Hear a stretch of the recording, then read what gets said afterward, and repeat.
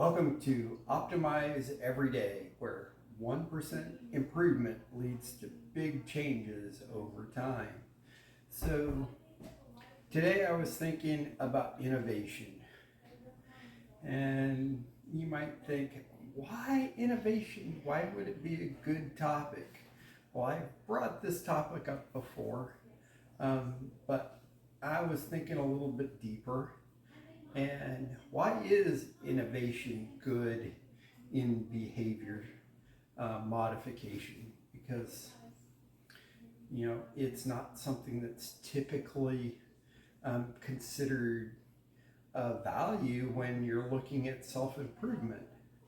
Yet innovation drives a level of curiosity to um, learn new things, to have a desire to look at things in a different way, to have your eyes open to new trends, new thoughts, and come up with creative ideas to solve new problems or even old problems.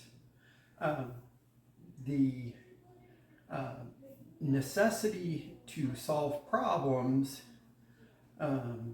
leads us to defining new ways of looking at things and coming up with creative solutions that are effective. So if one thing that you're trying to do is solve a problem at work, sometimes you need to come up with solutions that will activate or energize a team so that they will get things moving in the direction you need to get them going so that you can solve the problem that you're working on. Whether that's an engineering solution or an accounting problem or I don't know, a human resources problem, whatever those problems may be, there's always a behavioral component to it that needs to be addressed in order to reach a consensus and reach a solution to a problem. In some organizations, they look at doing that by cutting people who aren't performing exactly the way that they want them to, and they're basically low-hanging fruit, and that low-hanging fruit then activates and incentivizes others to avoiding certain behaviors. Other organizations look at other solutions that incentivize workers to be more productive so that they are able to reach internal goals. That problem solving is important, but how you problem solve will have an impact on how the organization is seen by its workforce, whether it is a positive or whether it's negative. Resilience is another area in which innovation can be seen. The ability to deal with setbacks, ability to deal with failures within the environment that could negatively impact a project, and being able to then look at things in a different manner and come up with imaginative ideas that will bring about appropriate change that will help um, the problem get resolved more effectively. We also need to be adaptive and be able to shift with what's going on.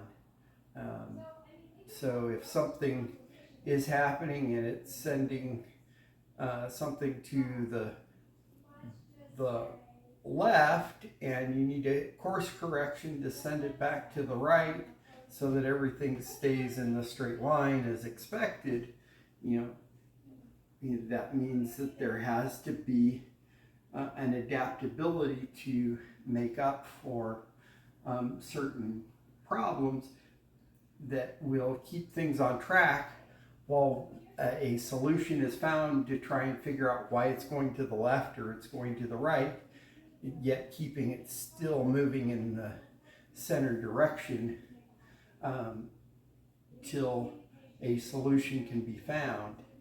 And in finding that solution, again, curiosity as to why it was going to the left or the right, and then coming up with ideas, being open-minded to any potential ideas that might be causing the negative direction or the improper direction to be found in how things are moving, and ensuring that you get them and keep them down the right path so that they stay within the appropriate margins of errors. It's often important to be empathetic, understanding that, you know, when you're working with other people, understanding their situations and using empathy to guide you in your decision making. So that way you're not making rash decisions that will negatively impact the organization or the person or both. We're looking for solutions that will not marginalize anyone, but yet lift everyone up behaviorally and such, so that we're reaching and meeting required goals. We need to be able to have communication skills that help people to understand whether or not they're headed in the right direction. You may have a problem where, you know, it's looking like you're climbing a hill when you don't have to climb a hill, because one person says, hey, we need to be going over there, when they actually need to be going over there, but their perspective may be jaded for one reason or another. And sometimes maybe we need to be going that direction because we need to go around something, because it's more difficult to go than going up and over.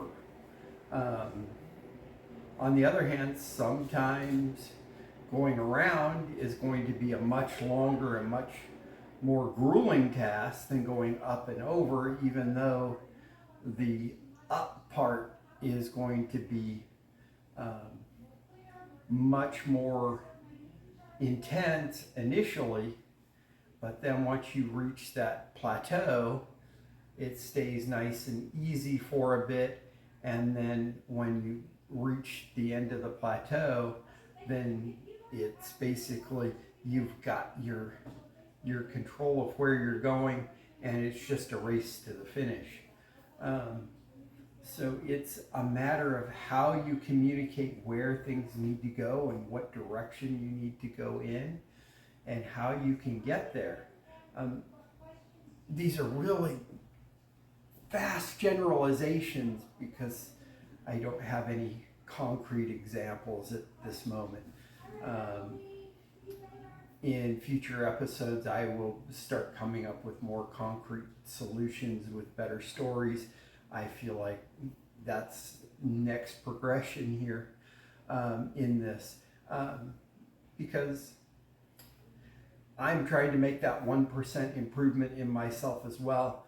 And I'm trying to make this a little bit better all the time, but I am at this point keeping my consistency, and that consistency is important as well. So we're providing some level of communication here, and hopefully you're gaining something from what I'm having to offer here. And lastly, it's okay to borrow ideas from other people. You know, going around and talking to other people and asking for their opinions and their ideas is not a bad thing. Letting them know what your thoughts are so that they understand where you're at and you understand where they're at, and then meshing ideas with other people. And sometimes, you know, your ideas aren't going to mesh, and you're going to sit there and feel validated that you're literally going in the right direction based on what somebody else is telling you, even though they're objecting to how you're doing it. They may be, by their objection, validating what you're saying. Again, that's your personal view. Or you may see that, hey, I should be headed north when I've been heading south, and I need to turn around and head the other direction and get to where I need to go.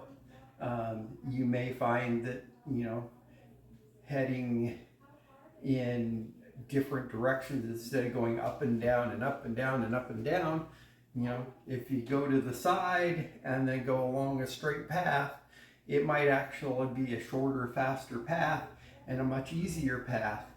But oftentimes you can't see it unless you talk to people who've been in front of you and have been down that path. You know, there's something to be said for going up and down and up and down and experiencing that journey, but there's also something to be said for when you listen to somebody else and take their advice and take the easier path that gets you where you want to go faster. It's the journey, yes, but is the journey one where you need to, time is important, or is it a journey where the path is important? You have to make that decision. You've got to decide what path is best for you. You've got to determine what level of hardship that you're willing to accept and how much difficulty you personally can handle in your path. Because some paths are just much too hard. If you go to climb Mount Kilimanjaro there in Tanzania, there's several different paths you can take. One is a rigorous path, and that path is only a 2-day trip to the top, but it's an extremely rigorous path. Then there's a path that's much easier, but that path takes a lot longer time. You know, are you in a rush to get to the top? Are you trying to show how much physical prowess you have in getting to the top? Or are you there for the journey and being able to see what the landscape has to offer, see what the views are like from various different areas, and going slow is more important to you than going fast. You know, sometimes the fast is less important than taking it slow. Sometimes going slow will prevent you from reaching the top. So you need to take the path that's going to be most advantageous for what you are trying to accomplish.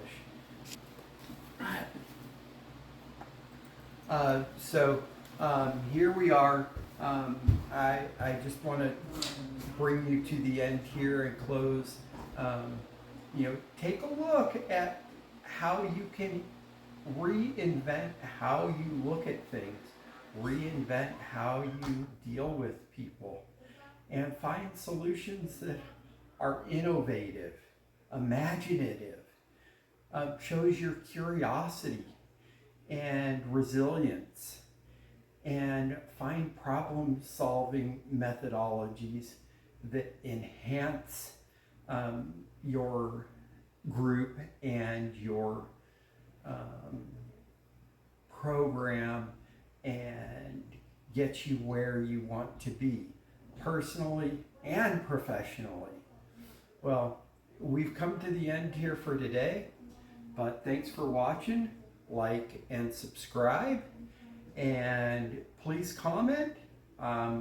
If you comment, I will respond, and thank you so much. If there's anything that you want to hear more about, please let me know. And if I don't have an answer, I will research it and find out, and I will present. So have a great day, and thanks for watching. Bye.